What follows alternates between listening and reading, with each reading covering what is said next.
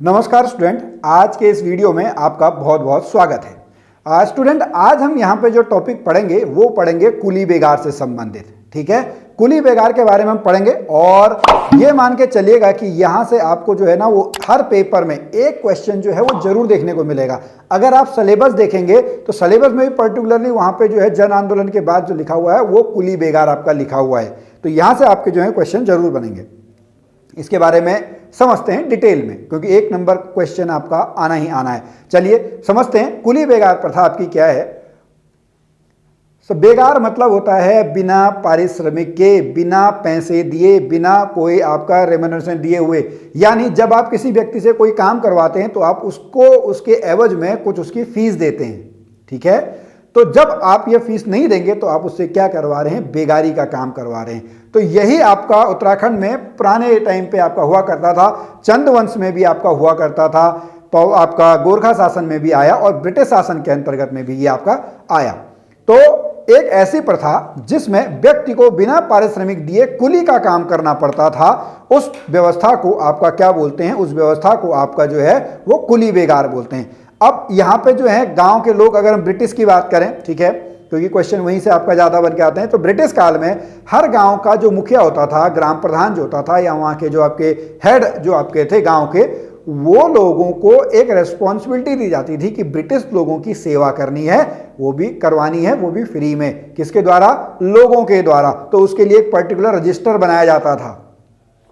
अब ये याद रखेंगे जो रजिस्टर मैंने बोला है, क्योंकि लास्ट में मैं फिर आपको इस रजिस्टर के बारे में बताऊंगा। तो वहां पे पूरा लेखा जोखा होता था कि भैया किसने काम किया, किसने नहीं किया, किसकी कब ड्यूटी लगी है, अलग अलग तरीके की ड्यूटियां होती थी। और ये कितने प्रकार की ड्यूटी होती थी आपको पता है? ये 3 प्रकार की ड्यूटियां होती थी। अभी उसको हम पढ़ेंगे, कुली बेगार, कुली उतार और कुली बर्दायस। ये 3 आपकी यहाँ पे 3 प्रकार की आपकी कुली बेगार प्रथा थी, बोलते लेकिन इसको कुली बेगार ही है। ठीक है जी। 3 आपके जो, अगर चंद वंश में देखें तो चंद वंश में कहा जाता था घोड़ों के साथ में कर लिया जाता था, घोड़ियाली उसको कर आपका कहते थे। ठीक है, शायद वहीं से आपकी शुरुआत हुई। गोरखा शासन में भी आया। ब्रिटिश शासन में शुरू के टाइम पे अगर हम बात करें, ट्रेल के टाइम पे, अभी ट्रेल ने एक सेना आपकी बनाई है खच्चरों की, वहां से भी क्वेश्चन आपका आता है। ठीक है, तो ट्रेल जो है, ट्रेल ने खच्चरों की एक सेना बताई। शुरू में आपका कम हो गया, बीच में एक बार जो इलाहाबाद हाईकोर्ट है उसने इस पर बैन भी लगा दिया, बट बाद में जो है ये दोबारा से आपका क्या है, 1913 के बाद आपका कंपलसरी कर दिया गया। उसको हम धीरे धीरे आगे जो है वो 1 बाय 1 स्टेप करके चलते रहेंगे। सबसे पहले आपने क्या समझा कि कुली बेगार क्या होता है। ओके, कुली बेगार प्रथा कितने टाइप की होती है? कुली बेगार प्रथा जो है वो 3 टाइप की होती है। पहली जो है वो कौन सी है? पहली आपकी जो प्रथा है वो आपकी कुली बेगार है। यानी अब एक ब्रिटिश अधिकारी है, वो एक गांव से दूसरे गांव में जाता है, तो भैया उसको सामान तो ले जाना है। वो सामान कोई कुली ले जाएगा, कोई आदमी ले जाएगा, लेकिन उसको पैसे नहीं देने हैं। जब आदमी एक गांव से दूसरे गांव में, जहां से बिना पैसे दिए सामान जब पहुंचा रहे हैं, तो उसको बोला जाता है आपका कुली बेगार। When a British officer went on a tour from one village to another, he used to transport goods from one village to another village without paying forced labour money from the people there. बिना पैसे दिए सामान इधर से उधर आपका भेजते थे, ये कुली बेगार कहलाता था। अगला कुली उतार। जब गांव के लोगों को सड़कों पर उतरकर कुली की तरह काम करना होता था, एक पोर्टर की तरह काम करना होता था, तो इसको कुली उतार बोला जाता था। क्या बोला जाता था? कुली उतार बोला जाता था। नेक्स्ट जो थर्ड है वो है आपका कुली बर्दायस। ठीक है, अब कुली बर्दायस आपका क्या है? तो भैया जब ब्रिटिश अधिकारी एक गांव से दूसरे गांव में आपका गया, तो उसके खाने पीने की व्यवस्था भी करनी है, उसके रहने की व्यवस्था करनी है, लेकिन फ्री में, किसी को कोई मुआवजा नहीं मिलना है, किसी को कोई फीस नहीं मिलनी है, तो इसको बोला जाता है कुली बर्दायस। इसको क्या बोला जाता है? इसको बोला जाता है कुली बर्दायस। तो 3 आपने पढ़नी है। क्वेश्चन आता है कि कुली बेगार कितनी प्रकार की प्रथाएं थी? 3 थी, कुली बेगार, कुली उतार, कुली बर्दायस। अभी शायद एक लेक्चरर का जो पेपर हुआ था वहां पे सेम डिक्टो यही क्वेश्चन आपका आया हुआ था कि कितनी आपकी प्रथाएं जो कुली बेगार के अंतर्गत आपकी थी, तो 3 थी। ठीक है, चलिए अब ब्रिटिश काल में हम पहुंचते हैं। तो जैसे मैंने आपको बताया कि ब्रिटिश काल के शुरुआती दौर में जो है वो इस पे रोक लगा दी गई। ठीक है, तो उस समय ट्रेल के द्वारा, याद करेंगे किसके द्वारा? ट्रेल के द्वारा खच्चर सेना की स्थापना की गई सन 1822 में, ताकि जो सामान की ढुलाई हो वो लोगों के द्वारा नहीं बल्कि किसके द्वारा करी जाए? खच्चरों के द्वारा आपकी करी जाए। इन 1822 commissioner trail established a mule army so that goods could be carried bye mules. मतलब खच्चरों के द्वारा जो है वो सामान की ढुलाई आपकी की जाए। क्वेश्चन आता है खच्चर सेना की स्थापना किसने की? तो खच्चर सेना की स्थापना आपकी ट्रेल ने की। ट्रेल कौन थे साहब? दूसरे कमिश्नर थे। पहले कौन थे साहब? पहले ई गार्डनर थे। दूसरे कौन थे? ट्रेल। ट्रेल पास भी इन्होंने खोजा। उत्तराखंड में डाक व्यवस्था जो फैलाने का काम है वो भी ट्रेल ने किया। बहुत सारे काम आपके ट्रेल ने किए हैं। ठीक है जी। चलिए उसके बाद धीरे धीरे हम आगे बढ़ते रहे। तो 1895 में जो अल्मोड़ा अखबार आपका है, अल्मोड़ा अखबार हालांकि बहुत पहले आपका आ गया था। ठीक है, 1871 में, 1870 में जो है आपका पहले डिबेटिंग क्लब आपका आता है। 1871 में आपका अल्मोड़ा अखबार आता है। बुद्धि बल्लभ पंत पहले संस्थापक थे। ऐसे चीजों को आप कोरिलेट भी करते रहिएगा, केवल यहाँ पे अल्मोड़ा अखबार पढ़ा तो उसको भूल नहीं जाएंगे। ठीक है, तो अल्मोड़ा अखबार ने 1895 में कहा था कि हमारे शरीर पर प्रत्येक अंग पर कर लग गया है। उसके बाद 1903 की अगर हम बात करें तो लॉर्ड कर्जन जो हैं, लॉर्ड कर्जन आपको कुमाऊं और गढ़वाल की यात्रा पे आते हैं। तो यहाँ के लोग उनसे मिलते हैं, यहाँ के जंगलात कानून के बारे में बात करते हैं, कुली बेगार के बारे में बात करते हैं। और उसके बाद 1904 में, कब ये पॉइंट भी आप नोट करेंगे, 1904 में इलाहाबाद हाई कोर्ट ने बेगार प्रथा को अवैध घोषित किया है। 1904 में जो कुली बेगार है उसको अवैध घोषित कर दिया गया। अब इस बीच में आपका क्या होता है, कुलियों की मदद करने के लिए, कुलियों के डेवलपमेंट के लिए जो है कुली एजेंसीज की स्थापना आपकी की जाती है। क्वेश्चन फिर से यहां से बनता है, कुली एजेंसी की स्थापना किसके द्वारा की गई? तो कुली एजेंसी की जो स्थापना है सन 1908 में जोध सिंह नेगी, नाम आप याद करेंगे किसके द्वारा? जोध सिंह नेगी के द्वारा जो है सन 1908 में आपका जो है कुली एजेंसी की स्थापना की जाती है। हालांकि जो इसका विचार था वो विचार किसका था? वो विचार आपका गिरजादत्त नैथानी का था। कुली एजेंसी का जो विचार है वो गिरजादत्त नैथानी का था, बट इसको इंप्लीमेंट करने वाले या पहली कुली एजेंसी बनाने वाले जो कौन थे? वो जोध सिंह नेगी सन 1908 में। इसका पूरा नाम अगर बात करें तो transport and supply cooperative association का नाम था। और इसका मुख्यालय आपका कहां पे था?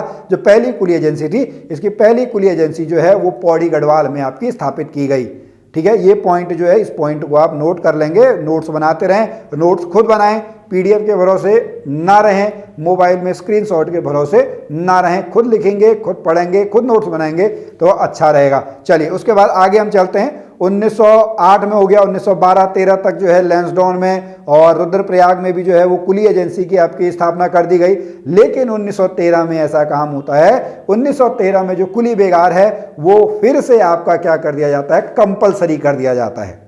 ठीक है, कुली बेगार को आपका क्या कर दिया जाता है? अनिवार्य कर दिया जाता है ब्रिटिश शासन के द्वारा। 1904 का जो आपका हाईकोर्ट का था लॉ, मतलब हाईकोर्ट का जो आदेश था उसको आपका डिमोरलाइज कर दिया गया, उसको नहीं माना गया, अमान्य कर दिया गया। अब जो अल्मोड़ा अखबार अभी तक जो नरम दल के हाथ में था, या बुद्धि बल्लभ पंत या बहुत सारे और जो अन्य संपादक हैं उनके हाथ में था, लेकिन अब 1913 में जो अल्मोड़ा अखबार है इसके संपादक आपके कौन बन जाते हैं?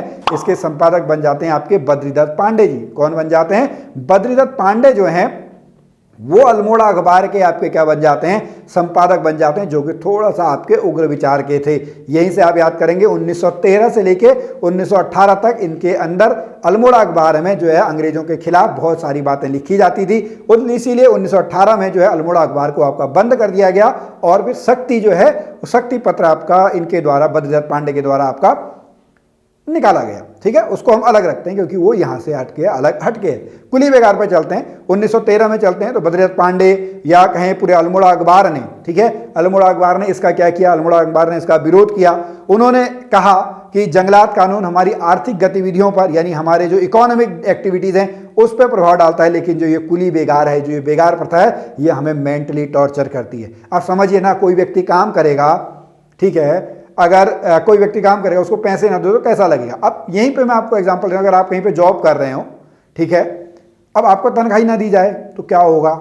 मानसिक उत्पीड़न तो होगा ही। वही आपका जो है वो बद्रीदत्त पांडे जी ने आपका लिखा था। उसके बाद कुमाऊं परिषद, हमने लास्ट लेक्चर में आपका पढ़ा हुआ है, कुमाऊं परिषद के बारे में पढ़ लें, वहां से भी एक क्वेश्चन आपको जरूर देखने को मिलेगा। तो जो 1920 में कुमाऊं परिषद का जो चौथा अधिवेशन हुआ था उसकी अध्यक्षता किसने की थी? हरगोविंद पंत ने। अब ये चौथा अधिवेशन कहां पे हुआ था ये आप बताएंगे साहब, ठीक है, चौथा अधिवेशन जो है वो कहां पे हुआ था ये आप बताएंगे। वहां पे कहा गया कि कुली बेगार प्रथा को आपका समाप्त करने का प्रस्ताव रखा गया। फिर जो बद्रीदत्त पांडे हैं वो गांधी जी से आपका मिले, गांधी जी को उन्होंने कुली बेगार प्रथा के बारे में बताया, उससे अवगत कराया, गांधी जी से आशीर्वाद लिया कि मैं आपसे बहुत प्रभावित हूँ, मैं इस कुली बेगार प्रथा को खत्म करना चाहता हूँ, तो गांधी जी ने उनको अहिंसा के मार्ग से जो है इसको खत्म करने के लिए कहा। और अभी गांधी जी इस क्रांति को एक नाम जरूर देंगे, उसके लिए आप वीडियो में पूरा बने रहिए। तो ये बद्रीदत्त पांडे जी हैं, ठीक है। तो इनके नेतृत्व में 1921 में बहुत बड़ा जो आपका आंदोलन है कुली बेगार के विरोध में, वो आंदोलन जो है वो आपका चलाया गया। और 1 जनवरी 1921 को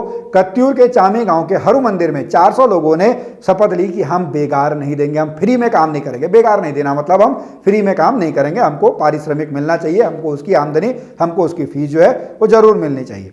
अब एक क्वेश्चन ये भी आता है, ठीक है, कि उस समय जो आपका अल्मोड़ा है उसके डिप्टी कमिश्नर कौन थे? तो उसके डिप्टी कमिश्नर आपके डाइवल थे। कौन थे साहब? डाइवल। याद करेंगे 1921 की बात चल रही है। कौन थे? डाइवल।